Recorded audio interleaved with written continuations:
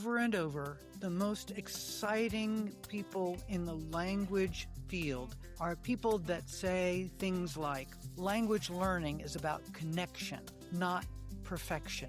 People want to be seen. People want to be heard. It's about respecting people down to pronouncing their name correctly. My guest this week, Katy Wheelock, is a French educator with more than 30 years of classroom experience, and she's the founder of Vive l'Expérience, an organization that designs immersive, culturally grounded experiences for language educators. And her work centers on French-speaking Africa. Listen to her reflections, listen to her experiences, listen to her invitations, and enjoy the conversation that I enjoyed so much with Katy Wheelock.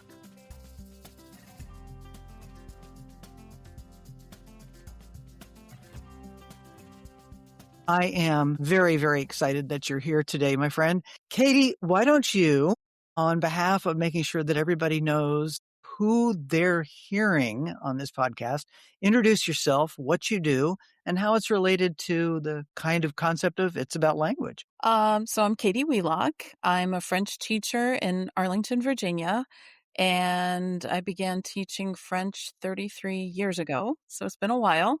I also own an organization, a small business, to take French teachers, in particular, on French immersion experiences to Senegal and Tunisia. That's it in a nutshell. And I don't think people were expecting to hear the words Senegal and Tunisia when you were talking about excursions. So let's start with that. Here's a call that seems out of what people would expect to hear when they hear the words French teacher. Why that connection and why those two countries? Okay, it goes back a long ways. I began teaching French when I was 22 years old, and I taught in Pennsylvania for 2 years, and then I moved to Virginia and taught French here for 2 years. And during that time period, I just felt a draw to go to Africa, to French-speaking Africa, and to learn more about it, because it was definitely something that was lacking from my undergraduate French program. And so I began looking into ways that I could go overseas and ideally have somebody pay for it for me. I began the application process for a Rotary Ambassadorial Scholarship with the local club here at the Virginia level. And it took about a year and a half of applications before I found out that I was selected, and it wasn't part of a study abroad program. Part of the deal with the scholarship that I was getting was that I had to enroll directly into a university. So I had selected, you have to choose 5 locations. Back then, you had to choose 5 locations in 3 different countries. And I listed my top 2 as Senegal, pretty confident that Rotary would accept that. So I ended up moving to Senegal on this scholarship to study African literature and African civilizations in French at the university in Dakar. I went there as a newlywed. I'd just been married in July, and my husband was with me during the whole application process. And then, got married, and we moved to Senegal with our 2 suitcases each and thought we'd be there for an academic year. But we both loved it so much we decided to stay longer. So we ended up staying an additional year, which, since I no longer had the scholarship, opened up other teaching opportunities for me. So I did a lot of different kinds of tutoring, substitute teaching at the international school.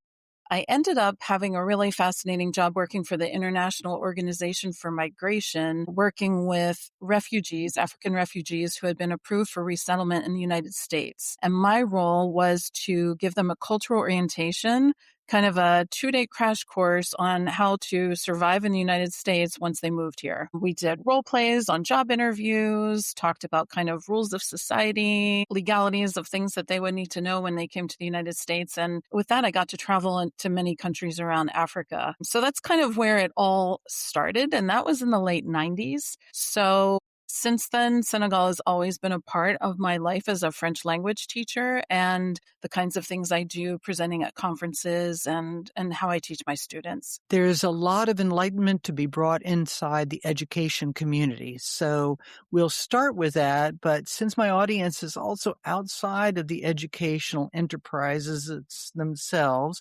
potentially we can take a look at how you have experienced or what stories you have to tell about the kinds of change perspectives and opportunities for those that are not directly teachers of or even students of language. So you can kind of keep that in mind. So as we're taking a look then at what is it that you have found to be the most impact from this particular interesting focus that you have, this life-changing approach? Wow, that's a really big question. I think obviously a lot of it goes way beyond language teaching. So I would say for me, a lot of it is learning to be in the moment and to be open to opportunities and experiences in the moment as they present themselves. When I look back on my time when I lived in Senegal, it was, the internet was not used a whole lot back then.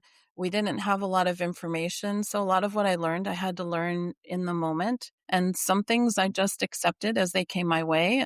Sometimes curiosity would push me to ask questions, but sometimes it was just a general acceptance of that moment in the situation. And I think that has served me well throughout the years because some things that we might be more closed off to, if we just are patient and listen and sometimes accept and sometimes ask questions, I think that can serve us well. What kind of story do you have of watching transformation of teachers that have come along with you? Let's start with them. Yeah. Yeah. So I guess because I've been sharing Senegal through my French language teaching in the classroom, it became natural to also share that with other teachers. And so first I started doing that by presenting at conferences or professional development and would share use of authentic resources, giving people enough of a background on Senegal so they could then use that as a springboard for the kinds of things that they were doing. And over the years, people kept saying to me, Katie, when are you going to take us to Senegal? We want to come with you. And I realized that that was going to be the perfect opportunity to really share Senegal with people. So when I planned my first teacher trip, it was a group of about 16 French language educators from all around the United States, high school and university professors, and some were native French speakers. Some, like me, learned it as a second language. Some probably a third language. And for the teachers, I think part of what was most transformational, I think, was seeing how accepted we were as outsiders in the Senegalese community. So quickly, so fully being welcomed. And we're a different kind of tourists when we go. We're not just there to see the sights. We're there for more than sun, sand, and surf, right? We're there to interact with local schools, to meet teachers, students. We have meals with local families. And Senegal is known for the country of hospitality. Personally, based on my experiences in Africa, maybe 15 different countries, I think most countries also feel they're the country of hospitality. I think it's been true almost everywhere I've gone. But I think the teachers have really been really touched by the level of hospitality in Senegal and the connections that they were able to make so quickly with the people that they were meeting or walking with as we were on our way to do a visit, or if we were doing a workshop learning how to do drumming or batik. So those connections really, I think, open up the door for more transformation. What did they come back with? How did they apply their experience when they came back? I think it's come about in a lot of different ways. I think there are teachers who maybe if they're doing a unit on food, then maybe they integrate some of the foods that people eat in Senegal or how people eat.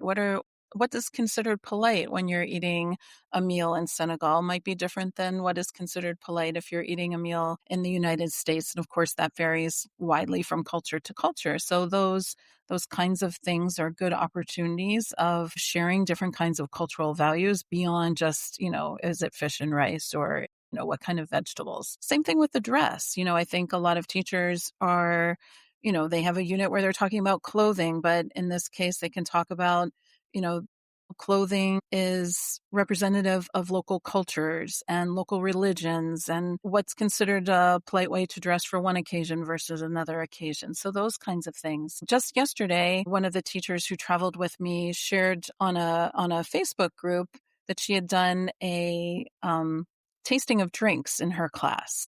And so she offered her students a chance to try Cafe Tuba, which can open up a conversation about local small businesses and also the role of religion and a different kind of coffee. Bisap, which is a red hibiscus drink. Kui, which is a baobab fruit drink. Senegalese mint tea, which is a lot of people I think are familiar maybe with Moroccan mint tea, but it's a little bit different in Senegal, but the same kind of idea of that moment of sharing and taking your time and not rushing through an event. So I see it being integrated in a lot of different ways, whether it's not necessarily just we're going to do a unit on Senegal now. It's integrated in different ways, I think, that help bring the language alive, but also create new interest for students. And speaking of the students and the students' families, what kind of experiences have you heard about or experienced yourself where the young people have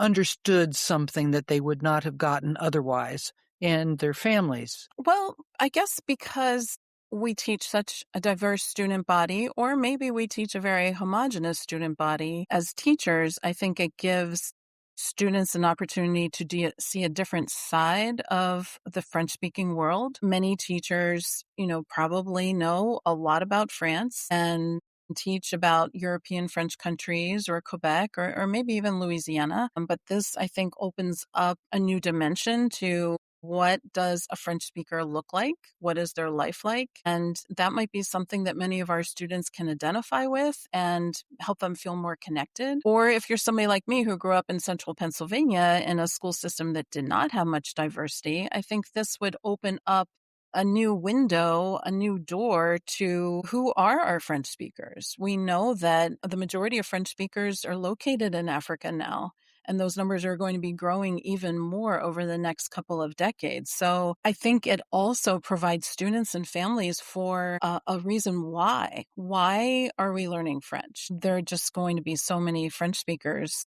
surrounding us in the world, and many of them in Africa. It gives them a real connection to that why. When you take a look at what it is that students are experiencing, teachers are experiencing specifically with the African French speaking, what do you see coming forth in the ongoing years here in the different societies? We happen to be recording this in the United States, but potentially it can be anywhere in the world, that this understanding of who speakers are, of what languages, how they may be beyond what we expect in our own background or lack of knowledge, if you want to put it that way. What kind of impact do you think what you're doing, what folks are experiencing, will have on the global experience of understanding the diversity of this planet? I just think that people want to be seen. People want to be heard above all. And so we are seeing French speakers in Francophone West Africa, in this case, if we're talking about Senegal and other neighboring countries. It's an important thing that we have to be talking about today because there's a lot around us that is trying to reject the other right now. And I think this is happening, like you said, we're recording this in the United States and here in 2025 at the end of the year, people can look and see what's happening here. And the rejection of the other is huge. But this is happening around the world right now in many, many places. So I think that beyond the language, the human connection, the understanding, to not be the other, to know that this person is my friend, this person is my colleague. We have things to learn from each other, where we don't go to Senegal to change anything in Senegal or to necessarily teach anything. We're there to share and to exchange with the people that we meet and that we interact with while we're there. Of course, we're there to learn as well.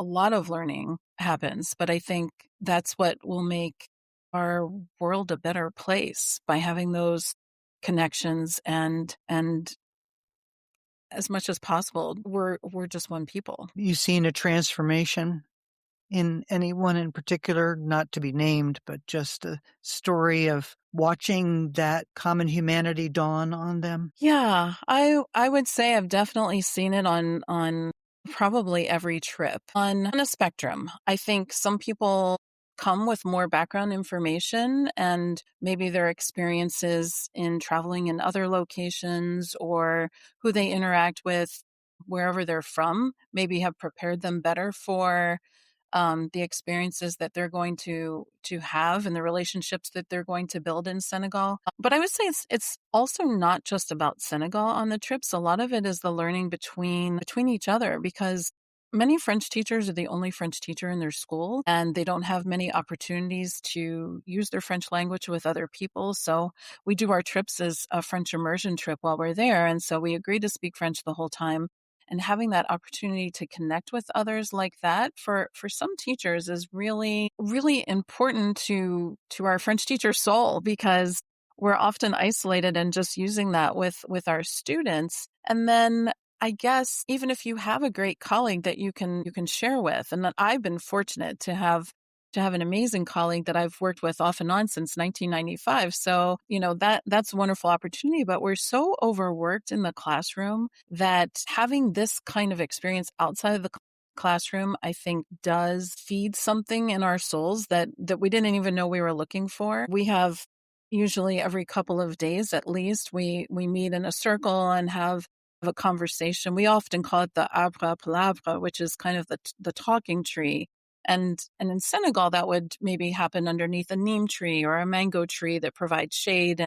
If there's a conflict, maybe you go and talk to the village elders and have this conversation. But for us, it's just an opportunity to share and reflect and ask questions because sometimes we've seen things that we just needed some time to process and then we still have these questions. And those were some of the biggest moments of transformation and tears. Sometimes it was tears of just these deep feelings of connection with each other in the group, but also with the Senegalese we have met and feeling this warm embrace. And then sometimes it was a reflection of how that previous school year had gone and all of the challenges. I've had teachers come on the trip saying, I wasn't even sure if I was going to go back to teaching in the fall. And this trip ignited a spark in me. It fed my soul in a way that now I'm really excited about going back to teaching in the fall. So that means a lot to me as somebody who designs the trips very carefully to make sure that we're addressing the needs and interests of our travelers. So yeah, some of them are very personal, very, very personal transformational experiences. And some of them I'm just hearing about now, a couple years later. People write me a message saying, I still think about this trip weekly.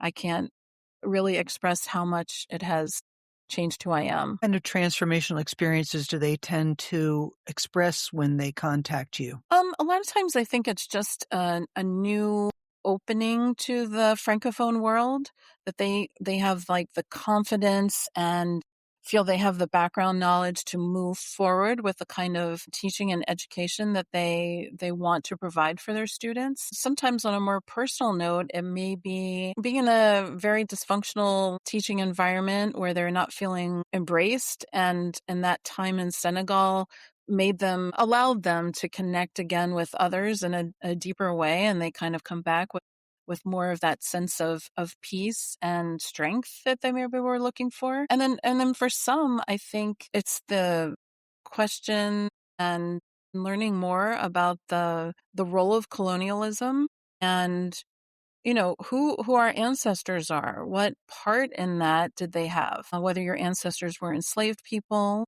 whether your ancestors were involved in the slave trade, that's something that we also address while we're on the trip. And of course, that's very personal, and we come at it from different places, and how we internalize that, how we digest that on the trip. And I'm sure that is something that is a continual process when we return. You say that you plan, as we can imagine, these journeys very carefully. You have a program that's designed to help them to experience, in this case, say, Senegal and also each other. And here you've brought up this very important discussions of the histories of peoples and the interactions. What ways, Katy, do you arrange how you approach that? And what have you seen works so that there's an understanding of colonial history, of human history, and the impact, and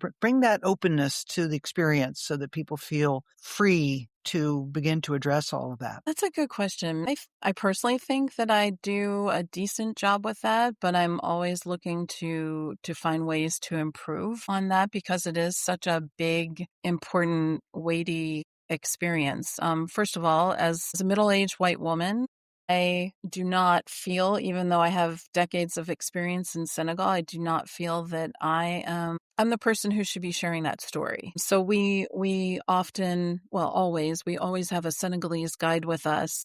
And he's with us 24/7, and his specialty is Gorée Island, which is the location of the slave house in right off the coast of Dakar. And that's his specialty area. And he was a history major for his undergrad. And so he's like our little professor, our tall Senegalese professor. His depth of knowledge and ability to tell us the facts, but also tell us about some of the conflicts associated with some of the facts, seeing it from maybe more of a French point of view and a Senegalese point of view, and then kind of what the history books are telling us. I think he does a fabulous job sharing that. And then a lot of things, like we know as teachers, they need repetition. You know, you need to hear things multiple times for it to really sink in. And I think we're just bombarded on the trip with so much new input everywhere you turn that there are things that he has to talk about over and over again, not in a didactic way, but to just make sure that, that we're all kind of getting it. So those conversations come up on the bus as we're driving past certain places, or if we see a statue on the side of the road and we pause and discuss that opens the door for a lot of knowledge. And as teachers, we're soaking it in. We might have our notebooks out. We're taking our notes. Some groups are much more like academic about that. And then the conversations, lots of questions.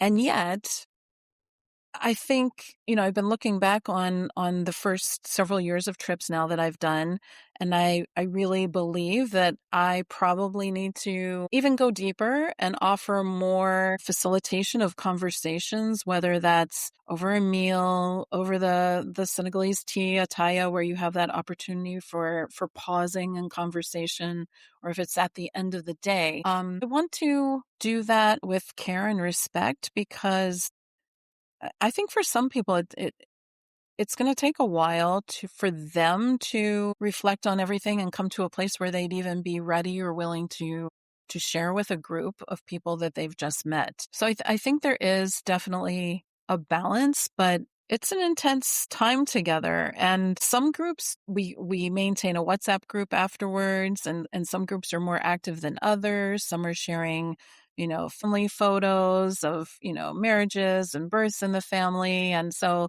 there's like that connection, but then some people are sharing lessons that they've done or looking for a resource, or they're getting ready to present at a conference and want somebody to look over their materials. That connection, I could almost see like an alumni meeting at some point where we have a chance to talk about some of these experiences after the fact. That would be wonderful to share. And it would be interesting to know too, and perhaps you can share a little bit now, as you may have heard, about how this transforms what happens not only in the individual classroom, but also in that school or that school community. What kind of impact do these experiences have on how the community and the school as a whole thinks about cultures around the world, history? Big picture, I'm not sure that I have like specific anecdotes about that, but I can only imagine that when the French teacher has taken her summer vacation and she has, or he has chosen to go to Senegal for professional development and personal enrichment on a trip like this, it's got to be eye-opening for a lot of administrators because it's not what they're expecting. Family vacation in Paris maybe, or trip to Louisiana, but it's not a lot of people that are, headed off to Senegal in the summertime. So that has got to start to plant seeds with administrators who are outside of, le monde francophone and the French speaking world, who are thinking, Senegal, like maybe for them too, it's the first time they really thought about French being spoken in Africa. So I think those kinds of conversations are super important, because we know that our assistant principals, our principals, supervisors of world language programs, they're serving maybe 8 different languages in the school. Like where I teach, we have 8 different languages taught, and they're not really in the weeds necessarily in those kinds of things that the teachers are doing. So when they hear about that, I think that's got to have a big, or maybe a small impact that will become bigger over time. But also, I do have a specific anecdote of the last name Diallo.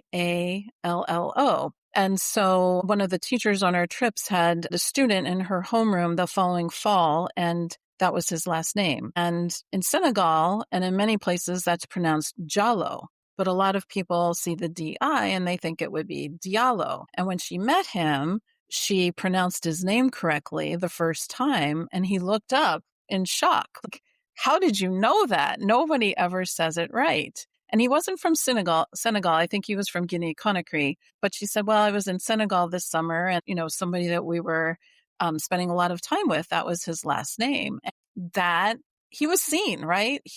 That meant a lot to him. And of course, that allowed that teacher to make a great connection right away. Family names are so important in Senegal. Once you know somebody's last name, you can often know what part of the country they're from, what their ethnic group is, and then their jokes. In Senegal, they have a thing that they call les cousins à taquiner. So they're like teasing cousins. And if my last name is Diouf and your name is Jallo, we have built-in societal things that we can say to each other right after meeting each other. And I can start teasing you about how much you love to eat fish and rice. And you might say, you're lazy. I work harder than you do. And it's at the very beginning of the conversation, goes back and forth, back and forth, back and forth. And people are laughing. And it's one of the big ways that the Senegalese have said that they have maintained a lot of peace in their society and peaceful transitions with the government, because immediately we're going to be friends. And so that's one thing that I love about Senegal too. And I think the names are so important. So I'm just really glad that teacher was able to go back, and that was great for her and for her relationship with that student on the first day of school that fall. Isn't it fascinating? That is such one would think that potentially has not been in a classroom, that would be very small, but that's huge what just happened. That delight and that connection. That's great, Katy. Yeah. Hi, Norah Jones here. Please connect up with me on my website, fluency.consulting, to learn more about my guests, subscribe to know when podcasts, videos, and blogs are released, to let me know if you would like to be a guest, to get Team Humanity gifts for yourself and others, and, if you can, to support my work with a donation. That's fluency.consulting. I deeply appreciate your listening and sharing. One of the things that we have been, appropriately so, we've been talking about the recipients of this trip. We coming back with a better understanding, with a clarity of where French is spoken, the kinds of things that are benefiting those teachers that have gone and their students. What are some of the things that you've experienced about how the Senegalese have a positive experience with these visitors from the United States, what they've been able to share, what they've been able to express, what it means to them to do so, what impact they hope that their lives have? A little bit more from how you interpret or how you have heard their experience. I think right off the bat, the Senegalese are happy to welcome. So our groups have largely been from the United States and Canada, and we've had some people travel on French passports as well. So mostly we're all living in North America when we go over. And so I think when we start speaking French, the first assumption is that we're from France. And then when we explain, we're teachers of the French language, and we're here to learn about Senegal, because we want to take this back to our classes and we want to teach our students more about your country and your lives. They are so honored. They are so honored. So that's probably number one. We also make it a priority, even though we're all speakers of French, we do teach everybody a little bit of Wolof before we go. Wolof is the main national language in Senegal, and even if it's not your ethnic group, you're very likely to know Wolof. If you ever meet Senegalese in New York City or in Rome or in Barcelona, your Wolof will take you really far with them if you ever want to give it a try. So we also do a little Wolof practice when we first get there. And so we often start our greetings in Wolof and then switch over to French. And that is hugely appreciated as well. Again, we're seeing them in their language. We tell them we're sorry. We don't know more. We're French teachers. Many of us speak English as our first language. So there's that. And then we take times to visit various schools. So we usually try to visit private and public schools. And in the past, we've visited elementary schools, high schools, and universities. And at the university level, we often meet with students who are in a Master's of Tourism program. And so again, they are kind of confused. Like, you guys are here on a trip, but like, you're not just hanging out at the beach, like you're not just at the pool. You're not just, kind of doing the tourist thing. And we go there and they give us a tour of their residence halls. We get to go into their classrooms and their professors invite us to talk with them. Oftentimes that turns into a song or a rap while we're there. I mean, there's all kinds of things that are happening. I guess the Senegalese they're learning about us too. They're learning about how we teach a language. And I think it is different than, how other countries often do it. A lot of it, is memorizations, a lot of writing, a lot of reading, that kind of stuff. And when we say like, we're here to learn and bring that back, they're like, what, we'll bring what back? We're like, everything we can, for your habits, your language, your way of eating. We want our students to know about your country. And so that has been really good. And then I'd say the administrators at the schools are often looking for potential partnerships, whether that might be pen pal exchanges, virtual exchanges, or pairing up schools. We've been really lucky. Vive l'Expérience has been able to work with the Ministry of Education. And so we have a letter from the minister to kind of give us access to go into different schools. And so that's a really important part of what we do as well. So I don't know if I addressed it enough, but I hope Absolutely. I sort of got there. You sure did. Talk more about Vive l'Expérience and what it is that you have dreamed into being. And well, like I mentioned before, when I've presented at conferences, people afterwards have, followed up with me looking for more resources on Senegal or asking me questions. And I've always worked on trying to maintain those connections. And then when people were saying like, let's go to Senegal, it was just a chance training at the Embassy of France. They were doing a training on how to teach the French-speaking world in your classes. And I'm just 4 miles away from the embassy here in Arlington. And I was on the national board for the American Association of Teachers of French. So I often was collaborating with the education attaché there. And in this case, I was helping to promote this workshop that they were getting ready to do for French teachers in the Washington, Maryland, Virginia area. And at this training, a couple seats away was somebody that I knew for sure was Senegalese. And we started chatting and we said, why don't we do this together? And so that was in the springtime of 2022. And by the fall, we had kind of launched a survey, had 100 people, French teachers, tell us quickly that they wanted to go. wow. And we thought, really? 100 people? Are they really going to go? And so Matu and I, we didn't know each other before then, but we were completely in sync with the kind of trip we wanted to offer, where we wanted to go, what kinds of activities we wanted to do. And so we planned the itinerary together. And when we launched the dates and the price and sending a deposit, within like 2 weeks, we had 18 people signed up. And so that was when It was right, I think, around Thanksgiving time in 2022. I was sitting down at my computer Googling, how do you start a company? Because it wasn't a plan. I just wanted to take teachers to Senegal. But then I realized, like, I have to do this properly. I have to get a business bank account. I have to figure out what kind of business structure I have. I need professional insurance. How do I do this correctly? And I figured it all out, and our first trip happened, and it was great. And the following year, we offered 2 trips, and we've recently just added Tunisia because we had a group that was so enthusiastic. So where are we going next? So Tunisia had always been on my bucket list, and the planner and me already had an itinerary ready for Tunisia that I wanted to do someday. And I said, okay, well, let's do that. So we have 20 teachers that will go to Tunisia next summer as well. And then teachers, of course, want to take their students. So a teacher who traveled with me in 2024 took her students, her high school students, in the spring of 2025. And right now I'm working with close to 20 universities who want to prepare study abroad programs and high schools for similar types of trips. So it's always been a passion. Now it's maybe an obsession that I just want to see where this can go, and how we can fulfill this dream for people who want to have this kind of experience.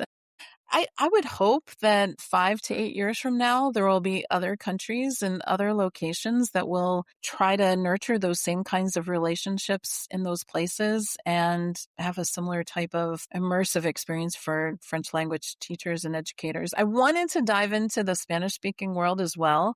I have some very close connections in Catalonia and Spain, and I thought it would be really interesting to have Spanish teachers seeing a different side of Spain. Maybe they've been to Barcelona, but maybe they haven't, gone that deep in terms of, what's happening in Catalonia and local artisans and things like that I have connections with. And similarly in Colombia, I was working with some people in the Coffee Triangle to potentially open up trips there. And one of my mentors said, Katy, your company is called Vive l'Expérience. Maybe you should stick with the French teachers for now. Let your company grow a little older before you start branching out. And it was definitely wise advice because my Spanish is okay, but, French that's been my background for a very long time. So I think it was good advice, but my heart is interested in that. But I think growing in the French-speaking world is probably more likely. Well, and you're showing a model. Your company is showing a model for how it's done, and you know that there's interest in these others.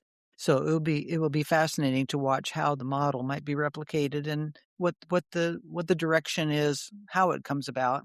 TBD, Mm-hmm. but good job. That's right. Now, how did Katy get into this? What were you as a very young person? Okay, why all this interest, and what was the spark for Katy? That is an unexpected question. Okay, so I grew up in South Central Pennsylvania near Harrisburg, and not far from Pennsylvania Dutch country, very homogenous area where I grew up. In 8th grade, our school had a program where we would have a introductory course, a third of the year in German, a third in Spanish, and a third in French. And I really liked my French teacher. She was great. She was enthusiastic.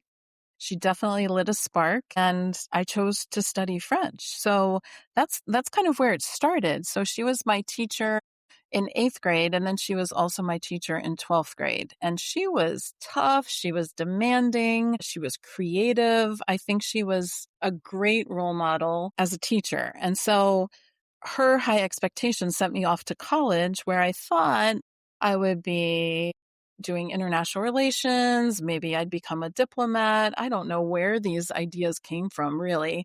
I didn't like economics too much in college. It wasn't my favorite class. And near the end of my first semester, my French professor said to me, we'd like to recommend you for our peer tutoring program. You'll earn money tutoring your peers, but they won't have to pay.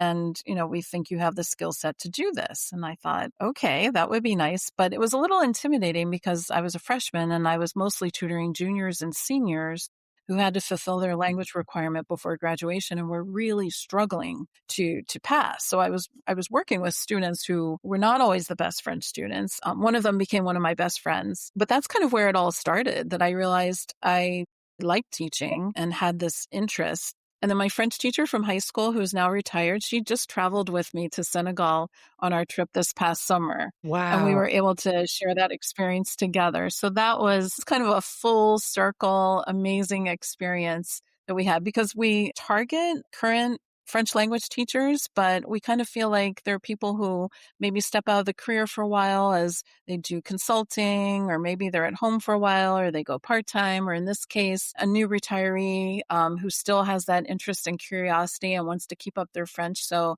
kind of once a French teacher, always a French teacher, I guess. So there was all of that, but where the interest in Africa came from, I'm not sure, but it always felt like something that I needed to do. I was very interested in just making that happen. So thank goodness I did. No kidding. That really opens so many doors. So when you look out at this audience that's listening to you right now, and you're like, I really want to tell you something important, and I hope you all are listening, because this can be life-changing, important, and here's what I want you to hear. What would you say to them? Wow.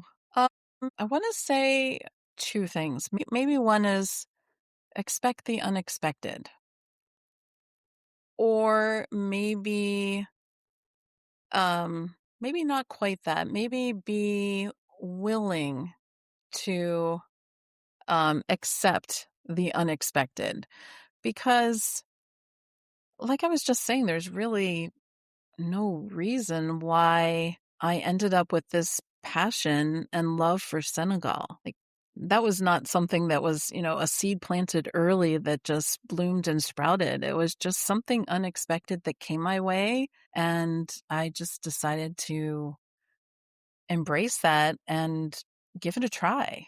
I didn't really know what I was getting into when my husband and I moved to Senegal as newlyweds with our 2 suitcases each, wondering what we were doing. We didn't know. And other things along the way um have come just by being open to conversations. And I want to say, like, that's the listening, but I think it's just being willing to hear sometimes what the other person might be saying or might be offering you, no matter how crazy it might sound. Sometimes we have to be ready for those unexpected chance meetings, chance opportunities, and embrace it. You're a person of language and culture. What kind of vision do you have for the future of our various societies? Where should the world be going, Katy? Well, I think it's an important question to be asking right now, with artificial intelligence being such an omnipresent part of our lives. And yet, I think we've barely scratched the surface of what that will look like 5 or 10 years from now. I think we need to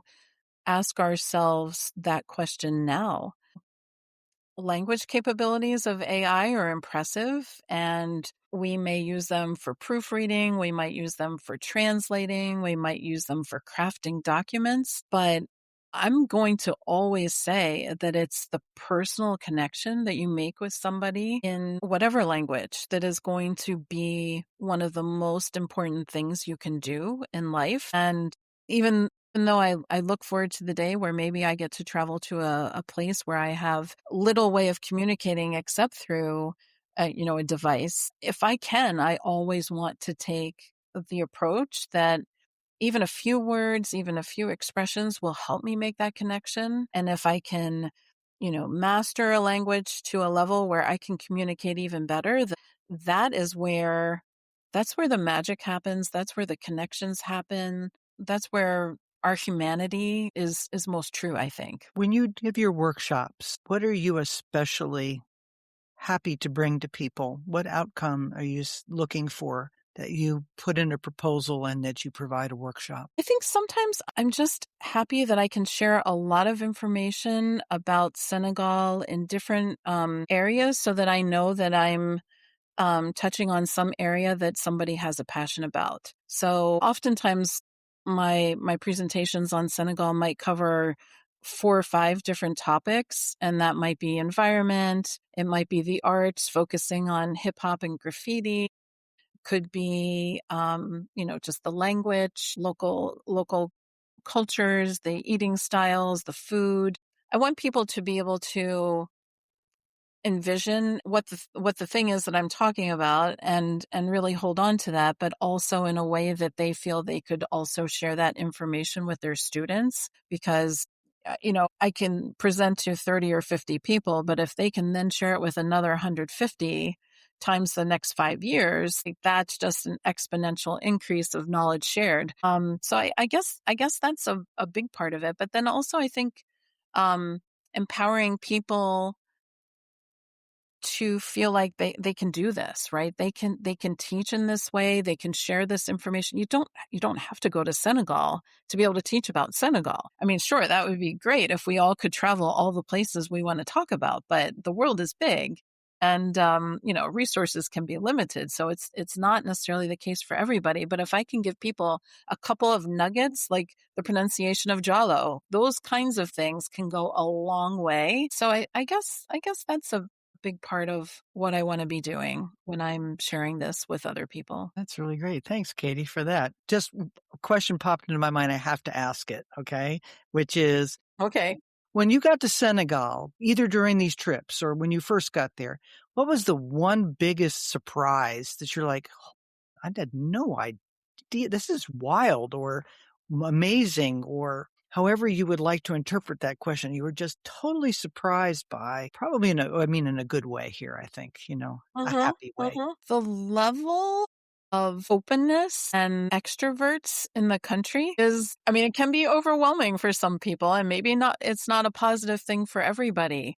But I was just surprised how many people wanted to talk to me. And I thought it was maybe because I was a novelty. We were the only people from the United States or Europe living in our neighborhood. And so I thought, maybe everybody just wants to know us because we're the newcomers. But I think that that's just kind of the Senegalese. They're an extroverted society in general, very focused on the group. They want you to be included. And so when our neighbor down below, she worked at the shawarma restaurant below where we lived, and she was a little younger than us. And now she's one of my lifelong friends. We've been friends now for 30 years. She invited us to her village for Eid, and we didn't even know her that well. We're like, well, how far away is it? How do we get there? Like, let's go. And we, jumped on the bus and went to her village for the weekend to celebrate Eid with her family. Those kinds of things just happen all the time in Senegal. And if you're a person that needs some quiet time or downtime or alone time, like as a culture, that's not expected in general. So that was a surprise. I guess as we were discovering the country and learning more just about everything, it was nice that people were reaching out to us on a regular basis to help us through that. That was definitely a positive, but unexpected. Oh, that's a delightful story. Thank you for telling that. That's great. Katie, you've shared so many things, but I do have one last question. And that is there anything that I have failed to ask about? Is there anything that you feel that you need to add or to emphasize again before we end our conversation today? I mean, I think I've shared a lot about Senegal, so I guess my closing comment or observations would be just a broader how important it is for us, largely about, as language educators, but anybody that's involved in the language education field to make sure that we are raising up the voices of people who are not always heard. And in my case, maybe that's introducing the Senegalese into my French curriculum. But I think for all language teachers, all people involved with promoting, advocating for world languages, that we need these kinds of opportunities to showcase, but also to integrate it in a way where it's not showcase, that it's just a regular part of our curriculum, of our lessons, of our education, how we do things. And so that's one big thing that I think is really important and part of why I do what I do. Diversity of humanity should be integrated into everything that we work with. Should not be too much of a surprise, and how we make that happen. That's Right. beautifully said. Katie, thank you so much for what you have provided for me and for all of my listeners here today. You've shared so much. Thank you. And thank you for having me, Nora. I'm really so happy to to be here talking with you and sharing with your audience. Thank you for joining me for this conversation with Katy Wheelock. To learn more about Katy and Vive l'expérience, go to my website, fluency.consulting. There you can learn all about her. You can download the transcript. You can download the podcast. Please remember to subscribe so that you can listen to more of my wonderful guests. And I look forward to connecting with you next time.